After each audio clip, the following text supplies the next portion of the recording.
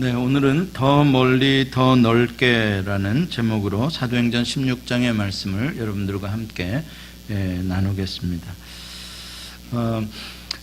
제가 그렇게 오래 살지는 않았지만 살아오면서 지난 날을 돌이켜 봤을 때 좀 후회스러운 것들, 좀 부끄러운 것들이 생각이 납니다. 그런 것들은 되게 어떤 것이냐면 너무 지나치게 고집을 피웠던 일들입니다. 내가 아는 것이 전부인 양 그렇게 절대적으로 말하고 내 손에 장을 지져라 막 이러면서 그 막 타협하지 않고 막 그 나의 세계를 고집하던 그러한 모습들, 그때는 그게 그렇게 옳다고 생각하고 그렇게 고집을 폈는데 지나놓고 보면 그게 꼭 옳았던 거는 아닌 것 같아요. 보면은 뭐 굳이 그렇게 하지 않아도 되는 일들인데 그때 그렇게 뭐 내 눈에 흙이 들어가기는 막 이러면서 막 그렇게 했던 일들이 지나고 보면 그렇게 하지 않아도 좀 넉넉하게 생각했어도 됐을 뻔했다, 이런 생각이 듭니다.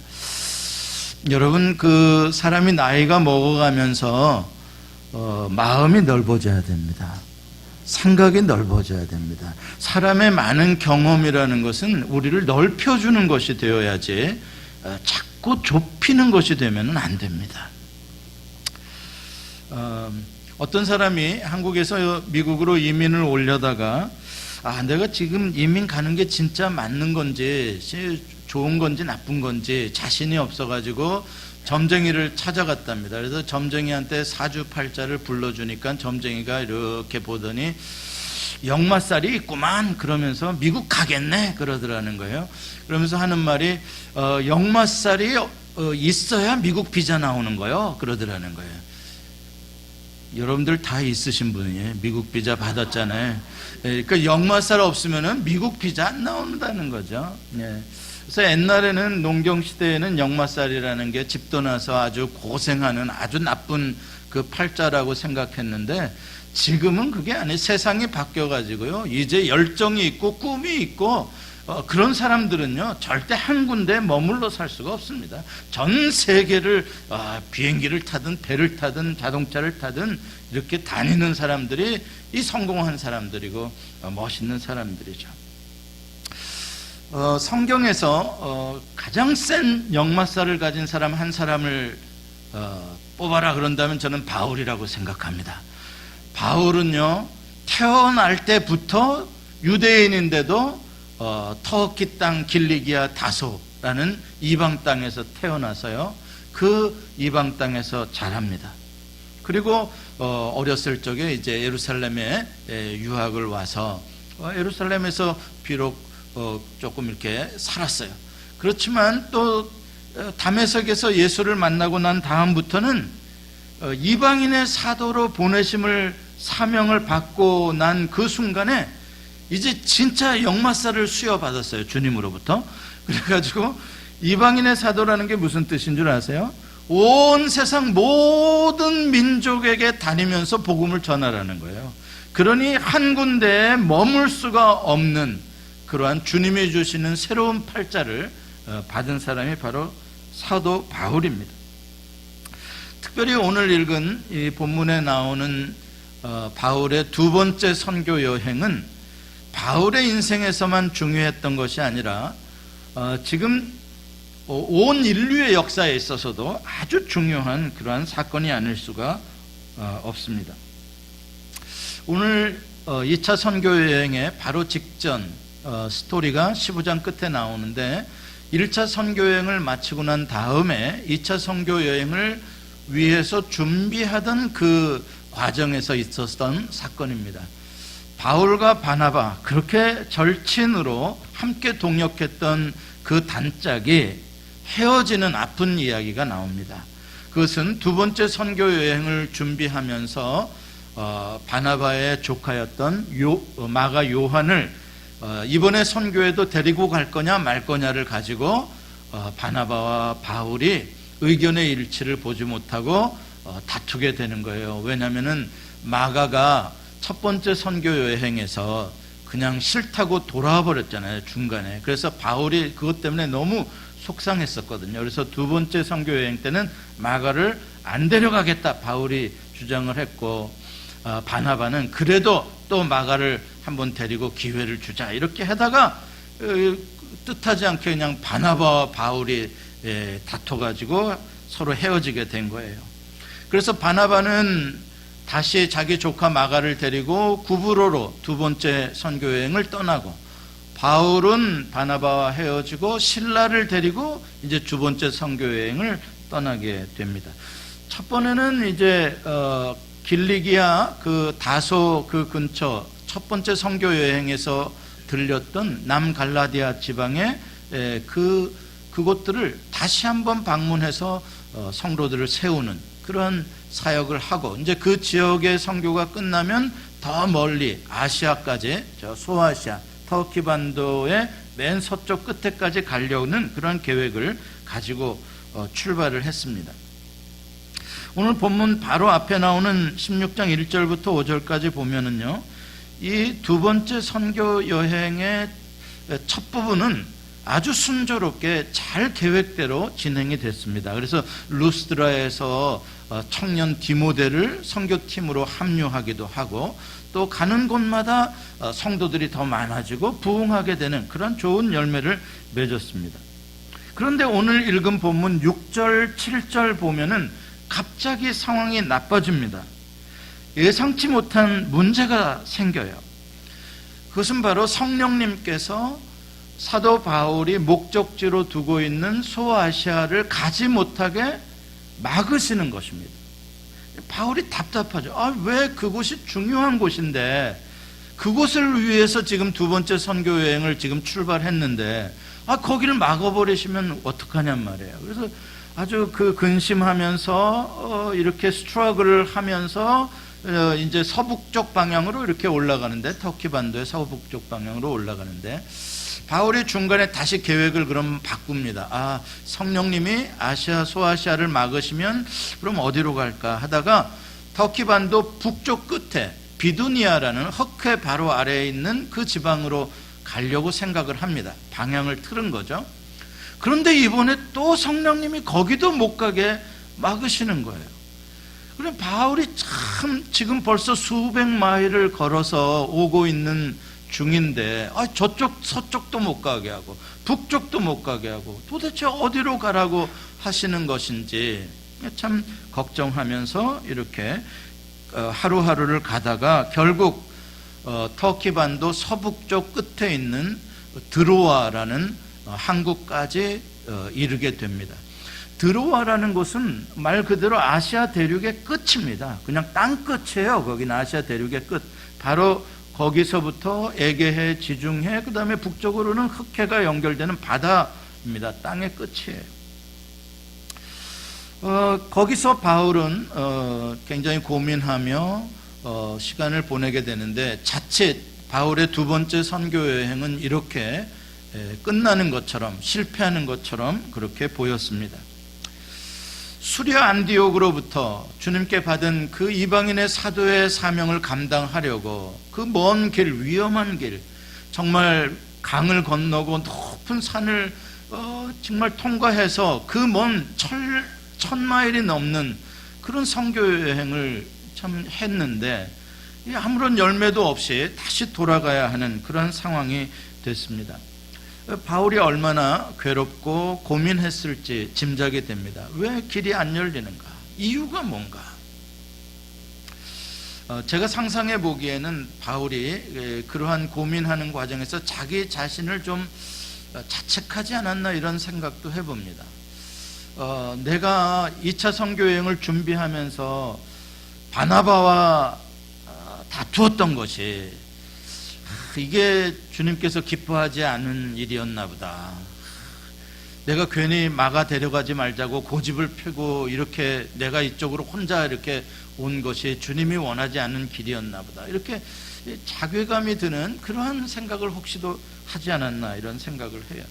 아무튼 바울은 왜 성령님이 그 선교의 목적지들을 이쪽도 막으시고 저쪽도 막으시는지 알 수 없는 가운데에 지금 답답한 상태에 있습니다. 우리의 인생도 살다 보면 이런 드로아에서의 이 바울의 답답함을 경험할 때가 많이 있습니다. 이렇게 해봐도 뭐 안 풀리고, 저렇게 해봐도 뭐 안 되고, 이거는 꼭 될 것 같아서 해봤는데 이게 주님의 뜻인 줄 알았는데 거기도 안 되고, 그런 일들이 참 많이 있습니다. 이 문도 닫히고 저 문도 닫히고, 내 계획이 이것도 계획대로 안 되고 저것도 안 되고, 사방이 다 막히고 인생의 거의 끝까지 와 있는 그러한 기분을 느낄 때, 거기서 하나님, 도대체 하나님의 뜻은 어디 있는 겁니까? 왜 막으시는 겁니까? 기도해도 뭐 이렇다 할 설명도 이유도 응답을 받지 못할 때, 이때가 위기입니다. 그러한 위기 가운데서 다행스러운 것은 바울이 그래도 분별력을 잃지 않고 있다는 것은 굉장히 다행스러운 일입니다. 그렇게 여기저기가 다 막히고 이유를 알 수 없는 상황이 되면 사람들이 되게 굉장히 혼란스러워하며 분별력을 잃게 되는데, 바울은 분별력을 잃지 않고 있어요. 어떤 분별력을 잃지 않고 있냐? 오늘 본문에 보면은 성령님이 막으신다는 걸 두 번이나 이야기를 하는데, 성령님이 막으신다는 분별력을 바울은 알고 있다는 것이죠. 사탄이 막는 게 아니라는 것을 바울은 알고 있는 거예요. 사탄이 막는 것과 성령이 막으시는 것을 구별할 수 있는 거예요, 바울이. 이건 굉장히 중요한 겁니다. 왜냐하면 사탄이 막는 거라면 어떻게 해야 됩니까? 과감하게 도전해서 끝까지 소아시아를 향해 가야지 승리하는 것이죠. 그러나 만약에 성령님이 막으시는 거라면 어떻게 해요? 순종하고 가면은 안 되는 것이죠. 이만큼 사탄에 막는 거냐 성령이 막으시는 거냐를 분별하는 것은 아주 중요한 일입니다. 그런데 바울은 그것을 지금 분별하고 있다는 사실이고요. 그리고 성령님이 막으신다는 것을 알고 자기의 계획과 자기의 고집을 부리지 않고 있다는 것, 이것이 다행스러운 일이라는 거죠. 어떤 사람은 그래도 막 하나님의 뜻이 아닌 줄 알면서도 막 내 계획대로 내 고집대로 막 해보려고 하는 그런 사람들도 있는데, 바울은 조용히 비록 험한 길을 특별한 열매도 없이 걸어가지만 그래도 하나님의 성령의 뜻에 순종하고 있다는 것이 아주 중요합니다.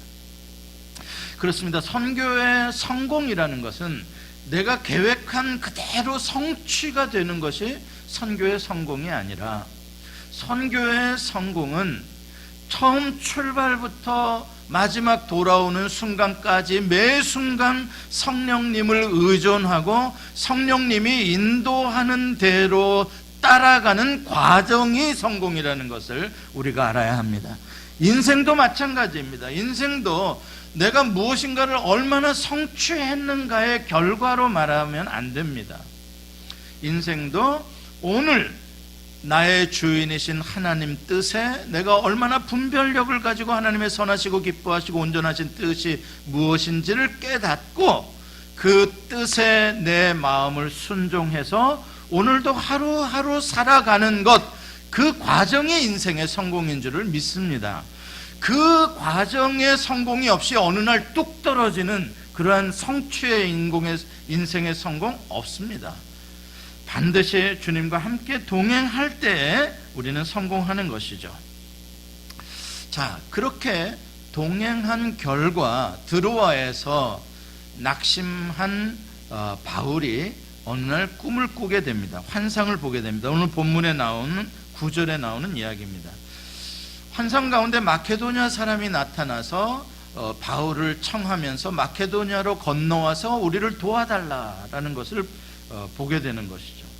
바울은 그 환상을 보자마자 바로 이것은 하나님이 주시는 부르심이구나 라고 깨닫습니다. 그러니까 바울은 지금 계속 하나님이 도대체 왜 우리의 길을 막으시고 여기까지 오게 하셨는가에 대해서 계속 묵상을 하고 있었던 것이죠. 그 뜻을 알고자 했던 것이죠. 그렇기 때문에 환상을 보자마자 이거였구나 라고 그 답을 찾게 된 것입니다. 그리고 즉시 드로아에서 배를 타고 사모드라게로 가고 그 사모드라게에서 빌립보까지 가게 됩니다. 빌립보는 마케도냐 지방을 시작하는 첫 관문이고 유럽 대륙의 첫 번째 도시입니다. 여러분 보십시오. 성령님이 이것도 막으시고 저것도 막으신 것 같지만, 내 계획대로 이것도 안 되고 저것도 안 되는 것 같지만, 성령의 뜻에 순종하며 가는 길 끝에는 언제나 성령님이 열으시는 새로운 문이 있다는 거예요. 그 문은 내가 상상하지도 못했던 세계를 여는 문입니다. 반드시 주님은 이 한쪽 문을 닫으시면 한쪽 문을 여시는 주님이십니다. 드로아에서 배를 타고 떠나는 이 사도 바울의 여행, 이것은 인류의 역사를 바꾸는 위대한 순간입니다. 아시아 대륙에서 유럽 대륙으로 복음이 넘어가는 것입니다. 이 순간부터 미개했던 유럽 대륙이 영적으로 눈을 뜨기 시작하고 이제 물질적으로도 모든 시스템이 이제 부흥하게 되고, 이 유럽의 문화가 이제 전 세계에 영향력을 미치는 그러한 지난 2000년간의 인류의 역사를 지배하는 그러한 역사로 바뀌어진 게 바로 이 드로아에서 배를 타고 마케도냐로 떠나는 이 바울의 그 여행 속에 담겨져 있었던 것이죠. 그렇게 서쪽을 향해서 진행되어졌던 복음은 더 서쪽으로 가서 로마를 정복하고, 또 서바나를 통해서 영국을 통해서 이 신대륙 미국을 정복하고, 또 서쪽으로 진행해서 태평양을 건너 일본과 한국과 중국을 정복하고, 또 서쪽으로 지금도 중동과 중앙아시아와 아프리카를 향해서 계속 전진해 나가며, 이제 주님이 이 복음을 처음 선포하셨던 갈릴리 나사렛과 예루살렘을 향해서 복음이 진행되어져 가고 있어요. 이 놀라운 복음의 진행 방향, 그게 바로 사도 바울의 드로아에서 배를 타고 그 에게해를 건너던 유럽을 향하여 가던 그 방향으로부터 시작이 된 것입니다. 물론 드로아에서 바울이 배를 탈 때 앞으로 2000년 후에 무슨 유럽이 어떻게 되고 뭐 전 세계가 어떻게 될지 이런 것까지는 상상도 못했겠죠. 그걸 어떻게 상상을 하겠습니까? 그냥 다만 바울은 그 마케도냐에서 부르는 그것이 하나님의 뜻이라고 여기고 순종했을 뿐인데, 그 순종의 순간이 이러한 위대한 하나님의 비전을 이루는 그러한 놀라운 사건이었던 것입니다. 사도 바울은 아마 그 당시의 사람으로 친다면 가장 넓은 세계관을 가진 사람 중에 하나가 아닌가, 이렇게 생각이 됩니다. 보통 유대인들이 좀 좁은 이러한 마인드를 가지고 살았는데 그 양면성이 있어요. 유대인들은 또 장사를 좋아하던 사람들이기 때문에 이 장사꾼들이 또 이렇게 또 넓은 세계를 봅니다. 많이 다니고. 근데 바울은 특별히 그런 세계관이 넓었던 사람입니다. 그렇기 때문에 주님께서 바울을 이방인의 사도로 부른 이유가 있습니다. 그래서 바울이 지금 소아시아나 비두니아까지 복음을 전하겠다라고 계획을 세운 것은 이건 대단한 계획이었던 것입니다. 그 당시로서는 땅끝까지 가겠다는 정도의 그런 엄청난 비전이었던 거예요. 그런데 하나님께서는 그 땅끝이 아니라 거기서부터 배를 타고 아예 새로운 대륙으로까지 가기를 원하시는 게 하나님의 그림이었던 거예요. 그 사도 바울은 굉장한 비전을 가진 사람이었지만 하나님의 비전은 바울의 비전보다 비교할 수 없을 만큼 더 큰 그림을 그리고 계셨던 것을 우리가 알 수가 있습니다. 이렇게 하나님께서 그리신 그 그림을 따라서 내가 살아가기를 원한다는 사람들은 아예 역마살을 가지고 살겠다라고 작정하는 사람들입니다. 우리는 우리만이 아니라 모든 사람들이 그렇습니다. 집 나가면 고생한다. 그래가지고 좀 살만하고 좀 편하면 여기가 좋사오니 여기에 초막 셋을 짓고, 이렇게 우리는 안주하고 싶어하는 게 인간의 기본적인 욕심입니다. 여기 지금 장사도 잘 되고 기후도 좋고 뭐 살만해, 여기서 살고 싶어, 이게 우리의 바람이죠. 그러나 주님은 자꾸 믿음의 사람들을 옮겨가게 하십니다. 그래서 믿음은 편안한 곳에 안주하고 싶은 우리의 욕심에 계속해서 저항하는 것이 믿음입니다. 그래서 계속 더 위험하고 계속 더 예측이 안 되는 그러한 세계 속으로 가게 하는 것이죠. 믿음의 조상 아브라함의 이야기를 보면 그 믿음의 속성을 아주 잘 보여줍니다. 아브라함의 믿음은 언제부터 출발이냐 보세요. 본토 친척 아비 집을 떠나 내가 내게 지시할 땅으로 가는 것으로부터 믿음은 출발입니다. 믿음은 내가 익숙하고 내가 편하고 내가 예측할 수 있는 그 자리를 떠나서 주님이 그리시는 주님의 비전의 세계를 향해 가는 게 믿음이구나라는 것을 알 수가 있습니다. 야곱도 마찬가지입니다. 편하게 집에서 살던 야곱이 아니라 어쩔 수 없이 집을 나와서 루스 베델 광야에서 혼자 돌베개를 베고 자며 외롭고 두려운 미래 속에 던져지는 그 어떻게 될지 모르는 그러한 세계 속에 나 혼자 떠나게 되는, 거기에 야곱은 믿음의 사람으로 이제 그 나그네의 길에 훈련이 되어져 가는 거죠. 그러면서 마지막에 애굽에 이제 가뭄 때문에 내려오지 않습니까? 그때 야곱이 고백했던 게 내 인생 지난 130년 참 험악한 인생을 살았는데 나그네의 인생이었다, 이렇게 말을 하고 있습니다. 요셉도 마찬가지입니다.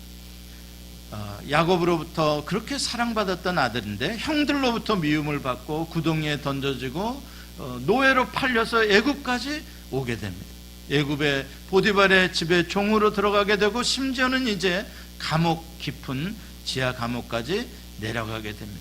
계속해서 모르는 세계, 낯선 세계, 두려운 세계로의 그러한 움직임들입니다. 얼마나 위험합니까? 얼마나 괴롭고 힘든 여정입니까? 정말 역마살이죠. 여러분, 그렇지만 우리의 그러한 여정이 비록 감옥을 향하여 내려가는 여정인 것 같고, 비록 알지 못하는 그 많은 땅에서의 기근과 어려움과 속임수와 이 모든 것들로 고난을 받는 것 같아도, 그 길이 주님이 인도하시는 길이라면 그 길 끝에는 언제나 주님이 여시는 놀라운 세계가 기다린다는 사실을 믿으시길 바랍니다. 주님이 인도하시는 길 끝에는 주님이 펼치고자 하시는 세계가 언제나 있습니다. 그래서 그것은 역마살이 아니라, 그것은 팔자가 사납고 지질이 복이 없는 길이 아니라, 주님을 따라서 가는 그 길은 승리의 길이요 성공의 길인 것입니다. 그러므로 믿음이란 지금 현재 내가 마음속에 어떠한 그림을 그리고 살아가느냐가 믿음입니다. 여러분들의 마음속에는 어떤 인생의 그림을 갖고 계십니까? 여러분들은 어쩌다가 여기 애틀란타까지 이렇게 와서 살게 되셨습니까? 그 여러분의 인생의 이 여정들은 어디를 향해서, 어떤 세계가 펼쳐지는 그 세계를 향해서 가고 있다고 생각하십니까? 우리는 그것을 보통 꿈이다, 비전이다, 이렇게 이야기를 합니다. 세상 사람들도 그렇게 꿈을 갖고 비전을 갖고 아메리칸 드림을 갖고 이 미국 땅에 오기도 합니다. 그림을 그리죠. 세상 사람들이 그림을 그릴 때는 대개 내가 가지고 있는 능력과 나의 경험과 또 내가 할 수 있는 현실적인 이 상황들을 계산해서 그림을 그립니다. 그러나 믿음은 그게 아닙니다. 믿음은 내가 그린 그림을 찢고 하나님이 나를 위하여 그려놓으신 그림을 내 마음에 품는 겁니다. 그게 믿음입니다. 그래서 믿음의 사람들은 누구냐? 하나님이 나를 위하여 그려놓으신 그 디자인된 그림을 가슴에 품고 사는 사람들, 그 사람들이 믿음의 사람입니다. 근데 여러분들이 나는 믿는데 나는 그림이 하나도 없다. 그렇다면 오늘 도전 받으시고 오늘부터 기도하셔야 합니다. 하나님, 내 인생 지금 여기까지 60까지 왔는데 70까지 왔는데 내 나머지 인생 하나님이 그리시는 그림이 무엇입니까? 내가 그리는 계획, 나 은퇴 계획, 은퇴하면 여기서 이렇게 요 좁은 속에서 살리라, 이거 말고 내 은퇴 연금 안에서 살아가리라, 그거 말고 하나님이 나에게 주시는 그 꿈, 그 비전은 무엇입니까? 그것을 질문해야 하고 그것을 품기를 주님이 원하시는 것입니다.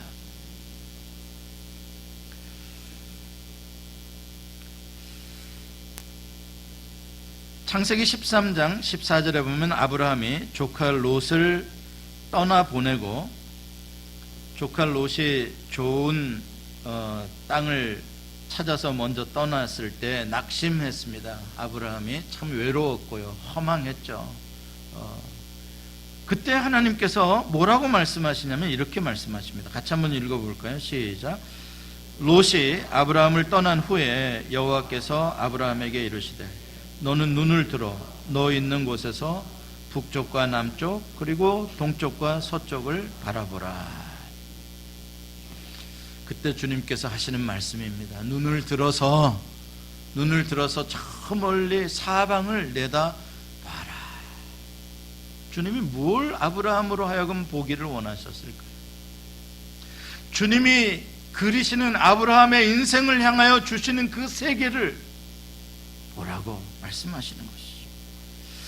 창세기 15장 5절에 보면 또 아브라함이 아들이 없어가지고 낙심해서 엘리에셀이 내 상속자가 될 겁니다 이러고 있을 때 하나님께서 이렇게 또 말씀을 하십니다. 같이 한번 읽어봅니다. 시작. 그를 이끌고 밖으로 나가 이르시되 하늘을 우러러 무뼈를 셀 수 있나 보라.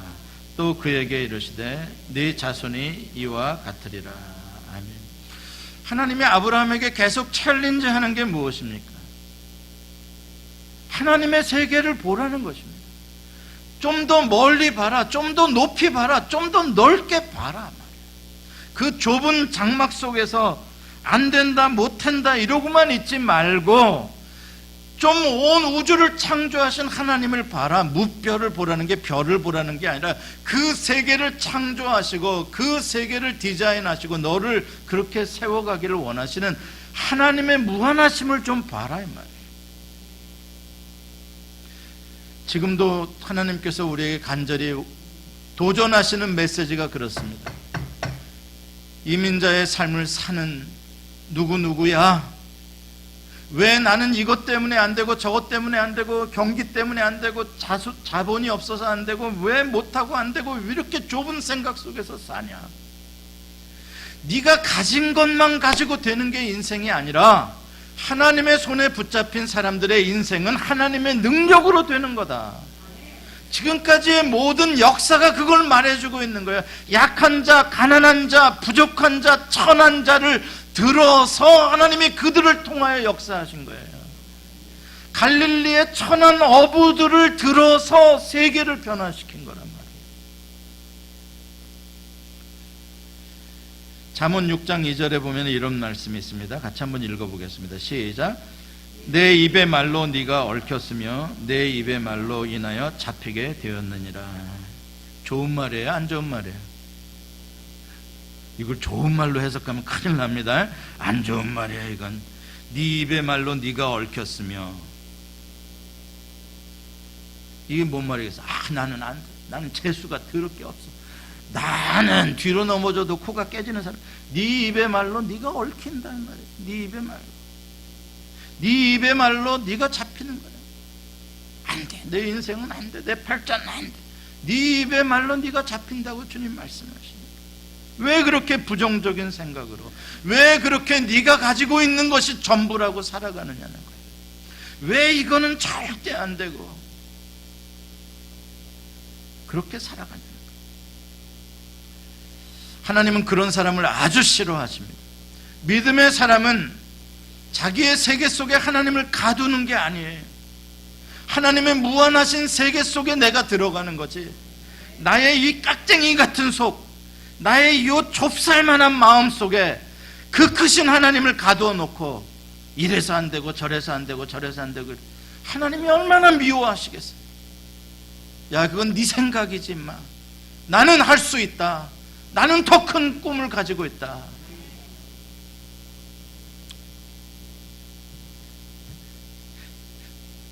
제가 영국에서 태어날 뻔했어요. 왜냐하면 제 아버지에게 영국 유학의 길이 열렸었어요.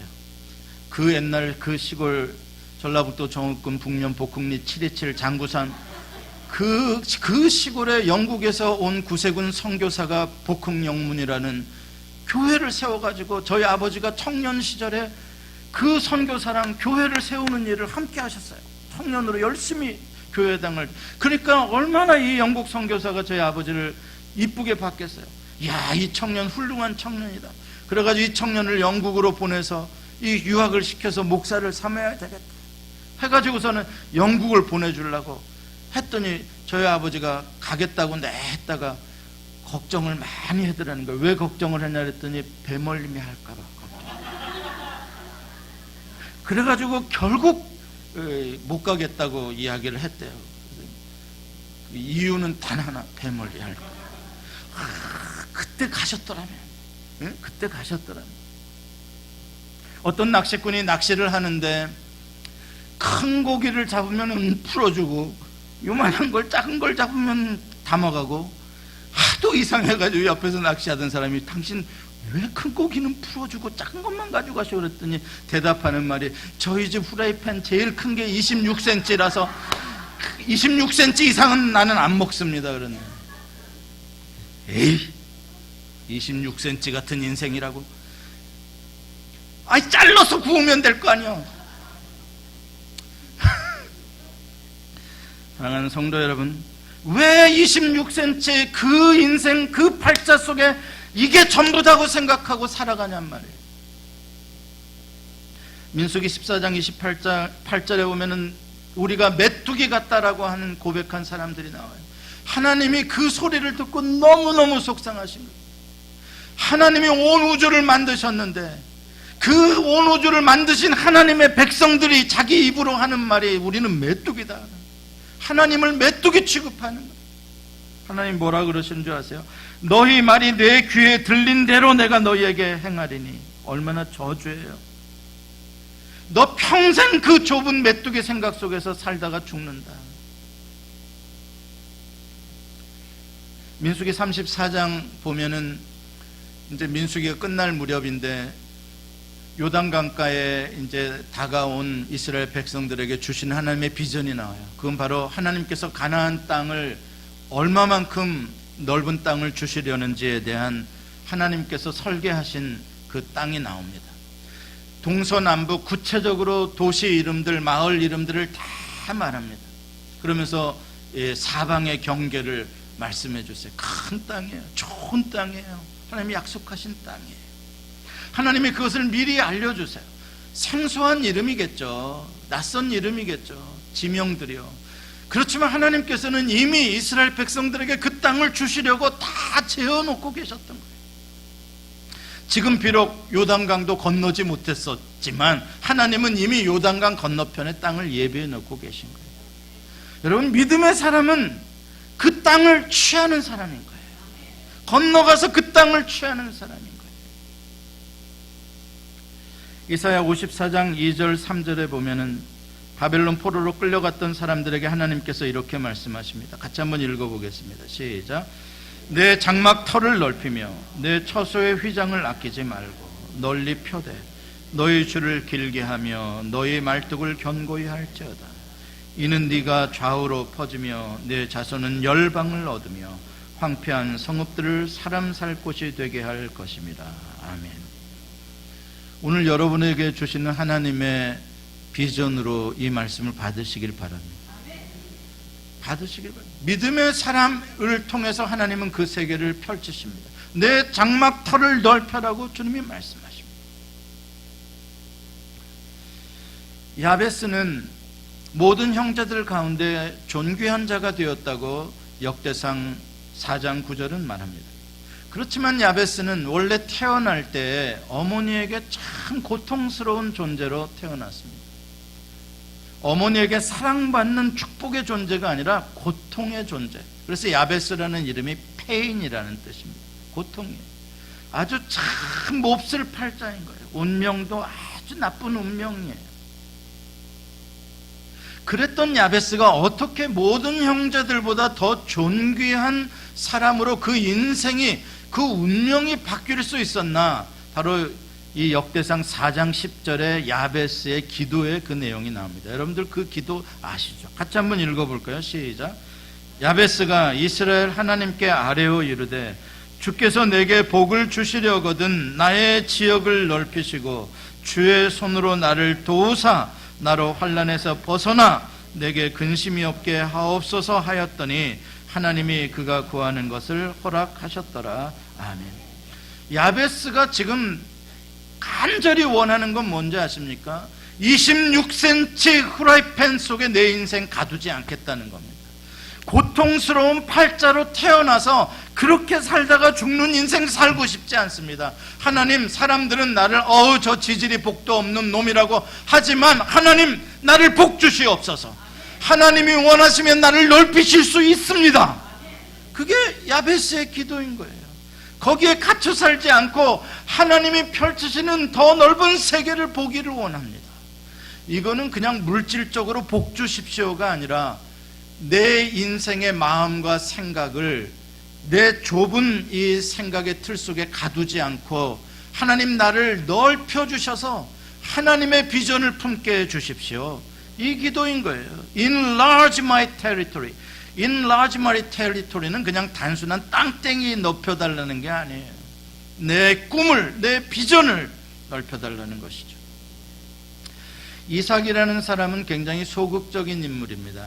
성경에 나오는 사람들 가운데, 믿음의 사람들 가운데 비교적 소극적인 사람입니다. 대단히 먼 지역을 여행한 사람도 아니고 비교적 안정적으로 가능한 한 집을 떠나지 않고 이렇게 사는 조용한 성격의 그런 사람입니다. 흉년이 들었을 때에 하나님의 말씀에 따라서 블레셋을 떠나지 않고 블레셋 지방에 살게 되는데, 그때 이제 그랄 골짜기에서 살게 되는데, 그랄 골짜기에 이제 그 지역에 살던 토박이 블레셋 목자들이 있었습니다. 근데 그 좁은 그랄 골짜기에 이 이방인이 들어왔으니까 원래 살던 이 블레셋 사람들하고 계속 마찰이 일어나는 것이죠.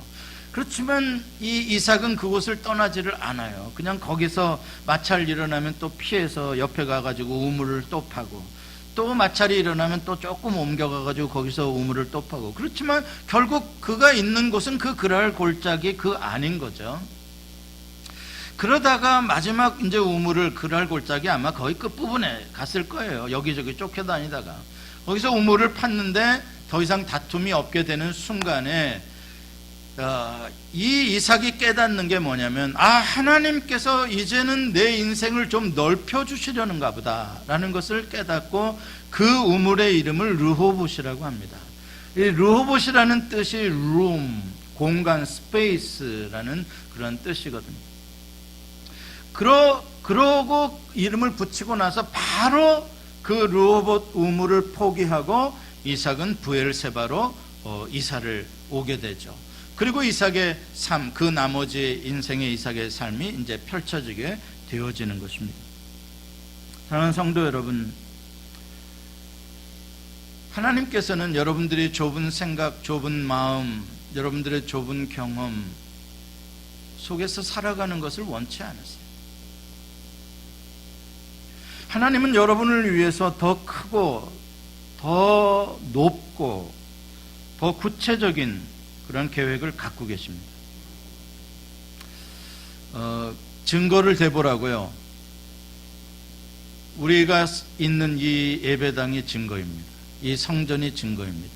이 성전은 르호봇의 축복의 증거로 주신 성전입니다. 우리는 우리의 지경이 이렇게 넓혀지리라는 걸 상상하지 못했습니다. 이런 그림을 우리가 미리 그리고 있었던 것이 결코 아닙니다. 저는 지난번 성전을 떠나야 할 때 그 성전을 어떻게든지 떠나지 않고 버텼으면 하는 바람이 있었고, 만약에 그것이 안 된다면 또 어느 또 스페이스를 빌려서 또 예배실로, 교회로, 예배당으로 삼아야 되지 않을까 생각했습니다. 현실적으로 그게 맞았으니까요.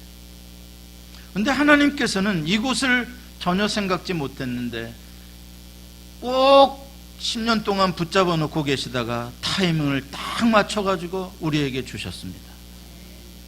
이것이 르호봇의 축복의 증거입니다.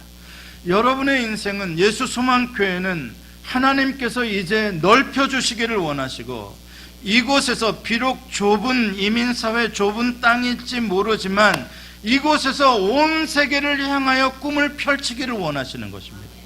여러분의 인생이 전부가 아닙니다. 여러분의 자손의 인생도 있다는 것을 아십시오. 내가 못하면 2대, 3대, 내 후손들의 삶이 이곳으로부터 시작되어서 세계를 정복하게 될 것입니다. 주님이 우리에게 주시는 비전입니다. 인생을 살다 보면 이것저것 다 막히고 들어와 인생의 끝, 땅끝까지 와서 참 실패한 인생처럼 그렇게 낙심될 때가 있습니다. 여러분, 그러나 결코 드로아는 실패의 자리가 아닙니다. 드로아는 배를 타고 새로운 세계로 출발하는 출발지입니다. 여러분의 인생도 마찬가지입니다.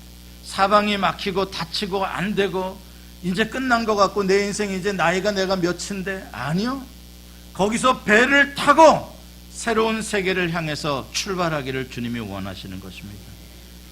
사랑하는 성도 여러분, 그래서 우리는 여기가 좋사오니 여기에 머물겠습니다 라고 말할 수 없고, 주님의 계획 안에서 영적인 역막사를 가지고 새로운 세계를 향해서 또 전진하고 또 출발하는 그러한 믿음의 여정이 되시기를 바랍니다. 기도하시겠습니다. 주님, 우리의 마음이 얼마나 닫혀지기 쉽고, 얼마나 좁아지기 쉽고, 얼마나 나의 경험과 나의 감정과 나의 생각으로 묶이기 쉬운지, 얽매이기 쉬운지를 고백합니다. 늘 우리에게는 현실적으로 그런 유혹이 있습니다. 주님, 그러나 우리에게 이 시간 믿음을 주셔서, 나는 할 수 없지만, 우리는 부족하지만, 현실적으로는 불가능하지만 주님이 계획하시고 주님이 주시는 일이라면 할 수 있다는 믿음을 주시옵시고, 그 세계를, 그 주님의 세계를, 주님이 그리신 그 그림을 가슴에 품고 살게 해 주시옵소서. 예수님의 이름으로 기도합니다. 아멘.